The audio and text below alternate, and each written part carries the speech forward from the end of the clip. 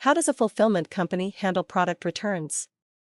If you're an information marketer, one of the decisions you're going to have to make early on is how you want to handle product returns. Do you want to have them come back to your office or to be returned to your fulfillment provider? And what kind of hoops do you want to make your customer jump through in order to return a product for a refund? Some information marketers require their customers first get a return merchandise authorization (RMA) number prior to sending a product back.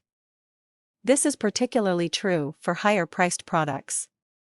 Requirement of an RMA prior to returning a product does make it more challenging for your customer, but will probably increase your customer service. Regardless of whether you're going to require an RMA or not, you'll need to decide if product returns are going to come back to your office or be returned to your fulfillment provider. Some fulfillment companies do not accept product returns, or their policy is that any returned product is simply thrown out. They don't have the time to inspect, repackage, and put back into inventory products that have been returned. Here's how we handle returns within our company.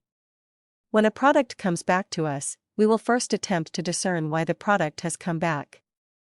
Reasons might include the following: €, sent insufficient address, €, sent customer refused original shipment, €, sent customer opened product and decided not to keep it, €, sent address not known. If a product is returned due to an addressing error on our part, we will reship the product UPS second day air at our expense and there will be no additional fulfillment fee. If, however, the product was returned because of an insufficient or incorrect address provided to us and there was not an addressing error by us, we will reship the product at your expense.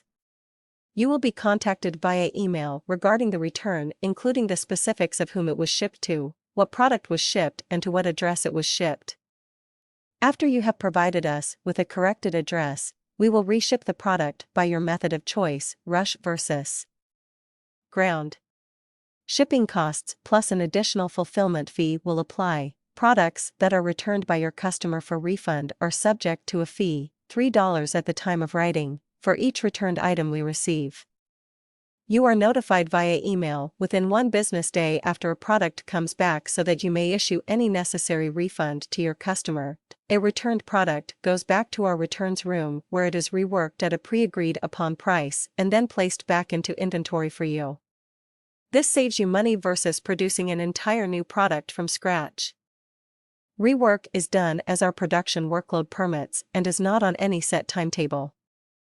Since we are able to reuse many of the components of a return, the cost of a reworked product will be less than producing a new unit, saving you money. If your customer clearly hasn't even opened the bubble wrap of a product, we will simply repackage it for you and return it to inventory.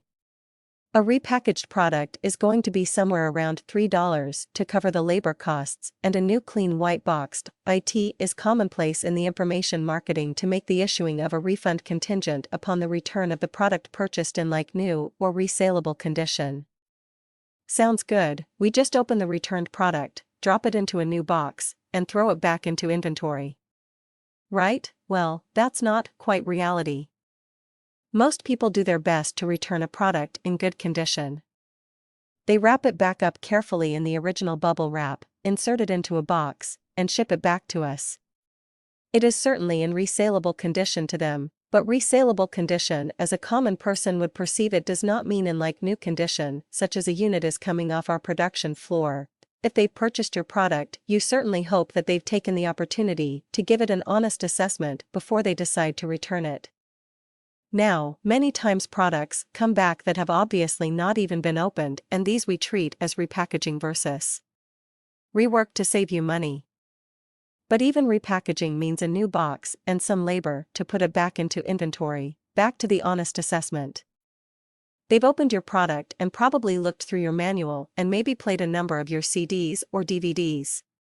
Maybe they've even started working through the materials, highlighting some sections, and are beginning to implement. But, for some reason, they decide it isn't for them and return it. During the normal course of handling, a page might get creased, a disc scratched, a case dinged up a little bit, or any number of other minor defects that in no way diminish the functionality of the product. The content is all still there, it just doesn't look quite as pretty as it did when it was first produced. Does this mean the product is in like new or resaleable condition?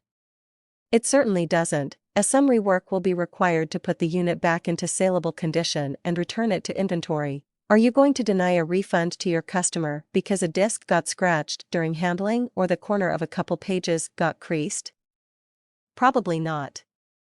Or, if they gave it an honest shot and highlighted something in a manual, are you going to deny them a refund? Again, probably not. Or let's say a product comes back and a DVD is cracked on the corner. Would you deny a refund because it's not in like new condition? The customer would certainly claim it left them in good condition and the post office or carrier just handled it too roughly. Bottom line is people do try their best and return products in good condition. But good doesn't mean resaleable.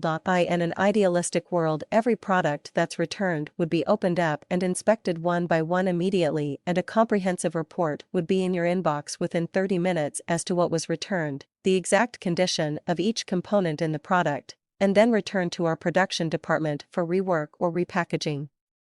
Unfortunately, it isn't feasible for most fulfillment companies to operate in this manner. Too many packages are coming in the door to do a one-by-one inspection on the spot. There are some companies that do have a dedicated return staff, and, if immediate turnaround of any returns is critical to you, they may be the best fit for you. So you might say, well, can't you just open the box up and make sure everything is there? Again, it won't be feasible for most fulfillment companies. Most are manufacturing hundreds of different information products every month, and it's difficult for any receiving department to know the exact components that go into each and every product they produce. It's a nice thought, but it's simply not practical. Some, however, do offer this service, and you'll want to factor this into your decision-making process. Sometimes your customer might miss a disc or some other component they should have returned. It happens.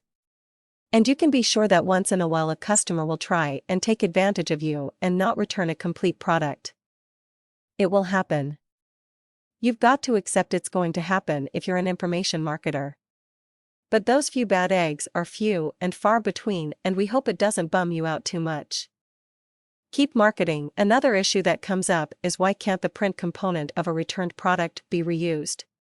Let me tell you a story. One time we thought we were doing a client a favor and placed a spiral-bound manual that had been returned into a product. A new customer receives their product and raises Cain because an obviously used product had been sent to them. What made it used?